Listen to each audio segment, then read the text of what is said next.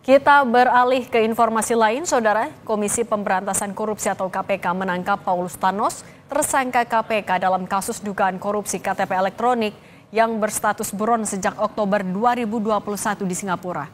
Saat ini KPK tengah berkoordinasi untuk melakukan pemulangan kembali Paulus Thanos ke Indonesia. Ketua KPK Setio Budianto belum memberi penjelasan secara rinci mengenai penangkapan Paulus Thanos di Singapura. Ia meminta dukungan publik untuk kelancaran proses ekstradisi atau pemulangan Paulus Thanos kembali ke Indonesia setelah berkoordinasi dengan pihak otoritas di Singapura selesai dilakukan. Paulus Thanos ditetapkan jadi tersangka oleh KPK pada 13 Agustus 2019. Namun 19 Oktober 2019 ia menghilang dan namanya masuk dalam daftar pencarian orang oleh KPK. Paulus Thanos jadi tersangka kasus dugaan korupsi proyek IKTP yang merugikan negara ratusan miliar rupiah. Singapura itu rumah tinggal atau bandara atau gimana, Pak? Belum terverifikasi secara spesifik. Akan berkoordinasi dengan siapa aja nanti KPK untuk memulangkan? Ya, pastinya dengan pihak-pihak yang terkait semuanya ya. Mudah-mudahan semuanya lancar. Kita tunggu saja nanti informasi lebih lanjut. Ada target nggak Pak? Kapan dipulangkan? Ya, kapan akan diangkat saja Pak? semuanya ya. Menteri Hukum Supratman Andi Aktas menyatakan proses ekstradisi atau pemulangan buronan kasus korupsi pengadaan kartu tanda penduduk Paulus Thanos dari Singapura dapat berlangsung 1 hingga 2 hari.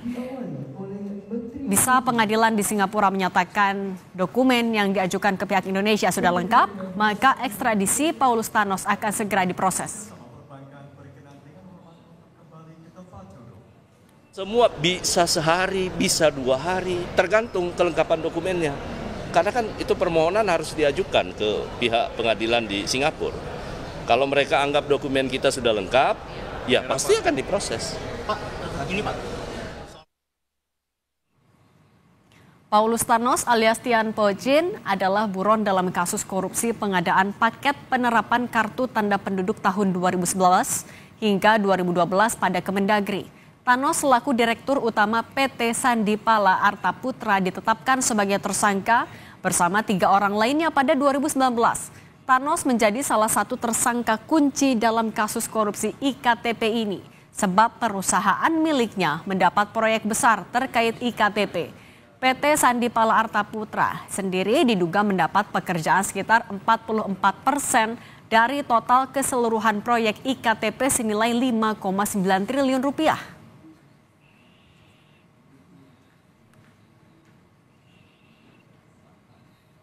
Untuk mengetahui perkembangan penangkapan buron Paulus Thanos, saat ini sudah bergabung bersama kami ada jurnalis Kompas TV Alvania Rizky dan juru kamera Yohan Bagja. Alva, selamat petang. Jadi bagaimana perkembangan pemulangan buron kasus korupsi IKTP ini, Paulus Thanos?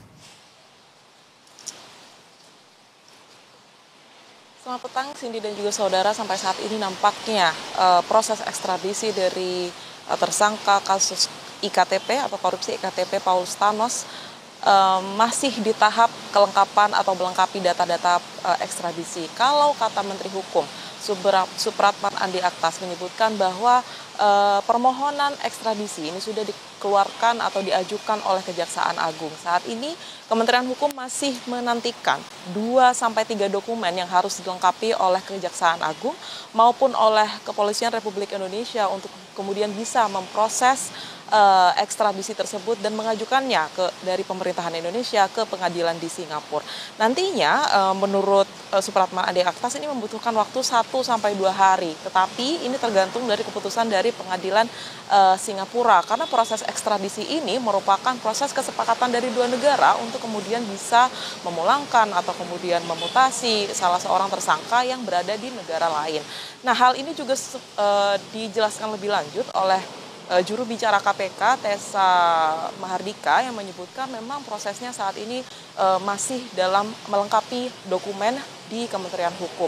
Dan hal tersebut tadi disampaikan oleh Tessa di kantor Komisi Pemberantasan Korupsi. Berikut pernyataan lebih lengkapnya. Benar ada proses ekstradisi untuk DPO tersangka perkara IKTP inisial PT. KPK saat ini bekerja sama dengan Kementerian Hukum, Kejaksaan, dan Polri untuk memenuhi syarat-syarat ekstradisi tersebut. Kita berharap syarat-syarat tersebut dalam waktu dekat dapat segera dipenuhi dan tersangka PT dapat dimintakan pertanggungjawabannya di perkara IKTP.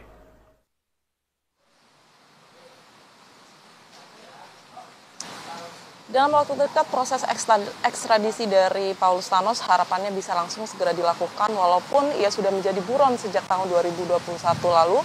Cindy dan juga saudara, banyak sekali kendala yang harus dihadapi KPK dalam melakukan ekstradisi. Mulai dari terlambatnya kemunculan red notice, kemudian perubahan identitas dari Paulus Thanos itu sendiri, dan saat ini sampai pada penangkapan Paulus Thanos di Singapura. Kita menantikan bersama seperti apa keputusan dari pengadilan Singapura. Cindy. Terima kasih jurnalis Kompas TV Alvania Rizky atas laporan Anda.